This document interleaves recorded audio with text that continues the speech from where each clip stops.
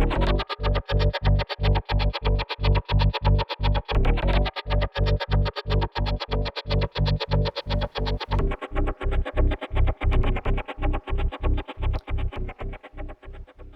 and welcome to Pushing Cardboard. We're going to have another unboxing today, this time of RAF, The Battle of Britain, 1940. This is the deluxe edition from Decision Games.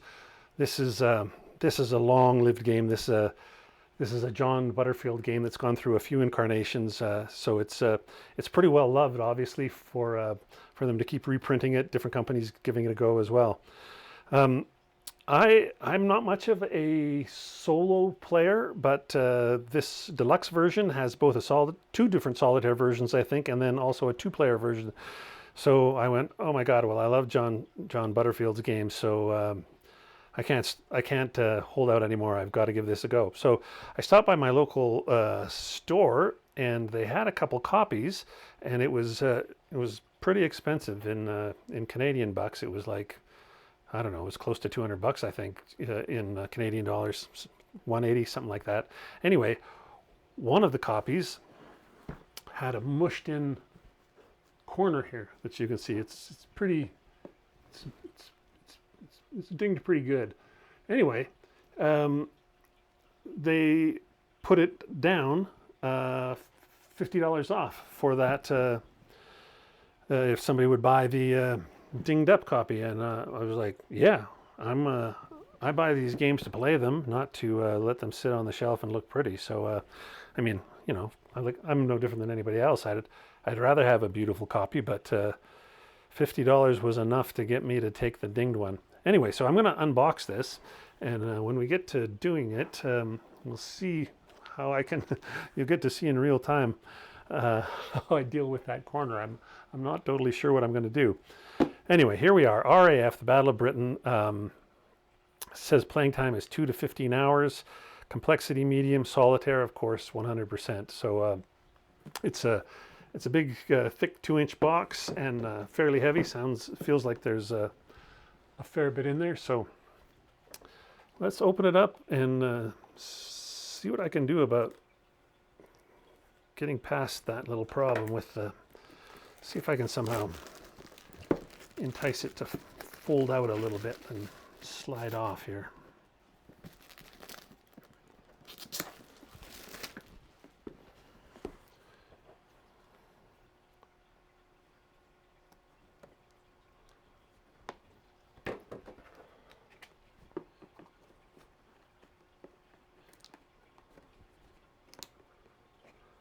Well,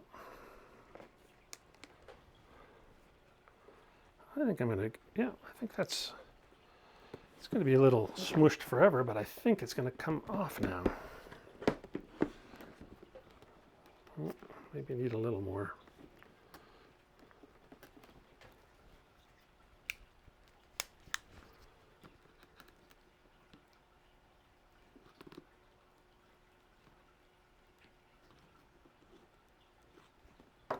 Does that do it? I think so. Oh, well, still catching. Well, I'm sure this makes for great video, but there we go.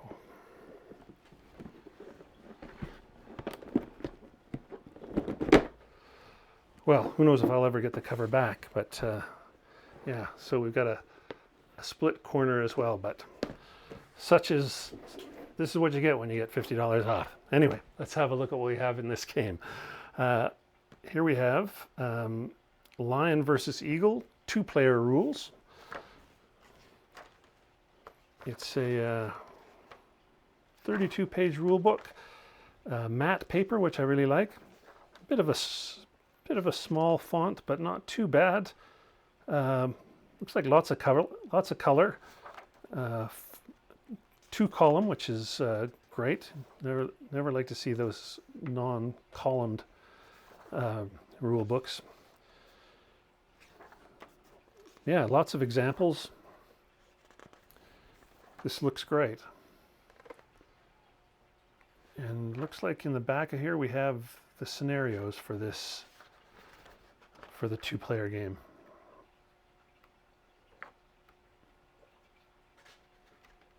All right, so that's the two-player rules. Here we have Lion solitaire rules. I'm guessing then this is the if you're going to play as the British player, and this is 24 pages of rules. Of course, same sort of layout, same good amount of illustrations and examples here.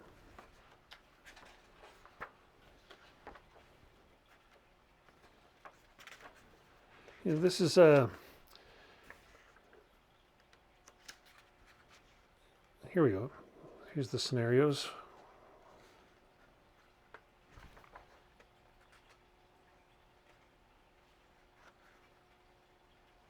And some advanced rules. So there we go. The rules are fairly beefy. This is a solitaire game, but it's not like a States of Siege game or something like that. It's not this is a full-on hex and counter type. Well, I don't know if it's going to have hexes, but you know what I mean. It's a full-on old school war game, but a solitaire game. So this is Eagle solitaire rules. So this is, I guess, if you're going to play as the Luftwaffe. And this is a 30-page rule book. So the Luftwaffe rules are about 6 pages longer than the RAF rule book. But same. They call it a deluxe edition, and it really is looking like a deluxe edition to my eye. It looks pretty good. Here's a combat results table. And on the back side, combat damage charts. A bombing table, and on the back, night raid tables. Raid response, raid rendezvous, so just more player raids. 2-player sequence of play, Lion sequence of play, and Eagle sequence of play, so they're slightly different as well. Here we've got the RAF 2-player German planning board. You can see all the different aircraft types here: Me-109s, 10s, Heinkel 111s, Dornier 17s, Junkers 87s and 88s. 87s being the Stukas, of course, I think. Yeah, that looks pretty cool. Here's our first whack of counters, or maybe it's all the counters, who knows? But part of the reason we play these games is we love all these different aircraft types, and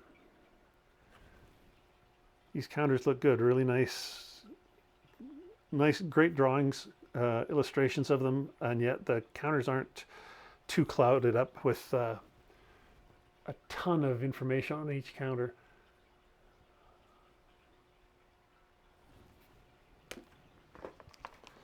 Well, looks like a mounted map board.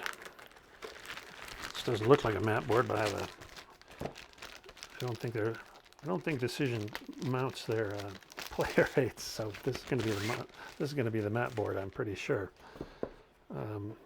Yeah, I won't be able to get all of this in the shot, of course, but let's see what we can get in. So, got a raid planning track across the top. There's a victory point track way over on my right side. In the center of the board is London, and north of London and west of London. You have all the different famous airstrips like Biggin Hill, Kenley, Hornchurch, places like that. We've got looks like these must be targets. Looks like industrial targets and things like that. So the map itself is small, but there's a lot of space for status counters, and just a ton of the game's tracks or charts are on this table as well. So that's a good looking map board. And then looks like the final thing we have here, other than dice, is some cards. So we might as well open up some of these cards and have a look at them as well.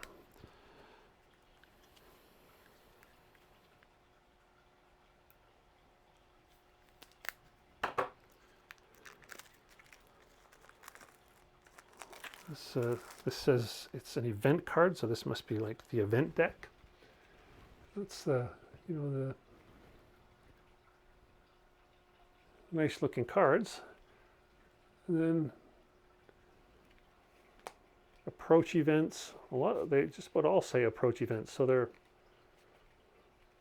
these can't all be identical. No, they are. Of course, they're different. You see the text here is different from card to card.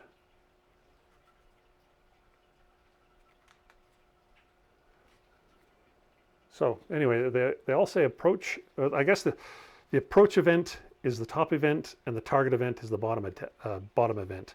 And that's took me a minute to sort of grok that, but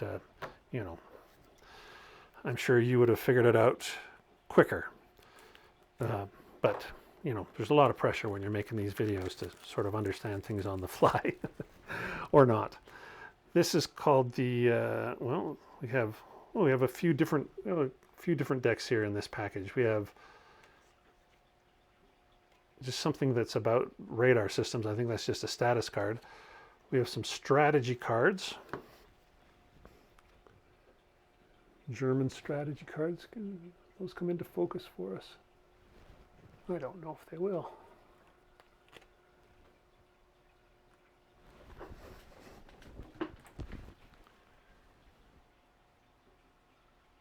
That's better. So we can see the German strategy cards. Those look interesting. Then the next section, it says Battle of Britain Day cards.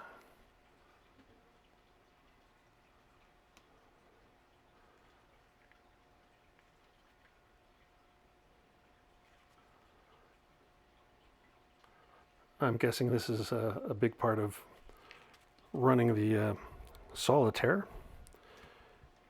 And then these say they're target cards.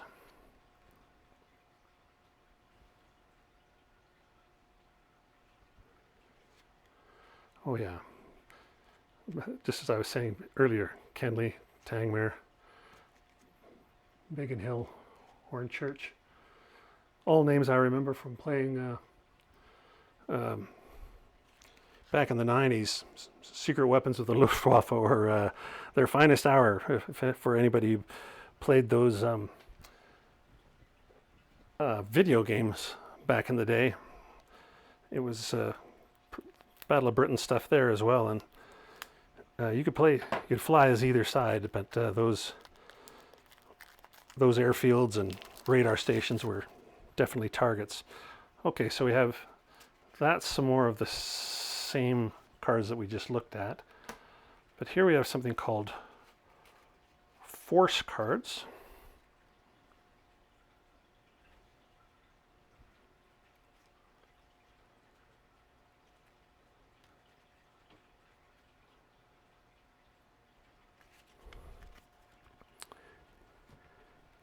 And then some more of those target cards.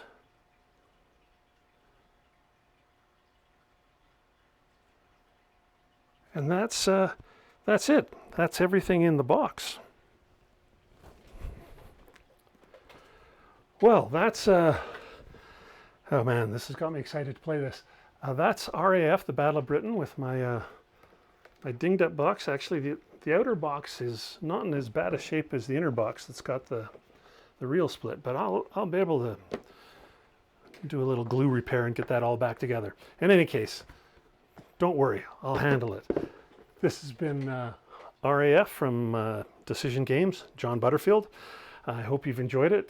Please check out my podcast sometime, Pushing Cardboard. You can find it on Spotify or Apple Music, wherever you listen to podcasts. Or if you're more into videos, I always put a video version now on YouTube as well. So thanks again for watching, and we'll talk to you next time.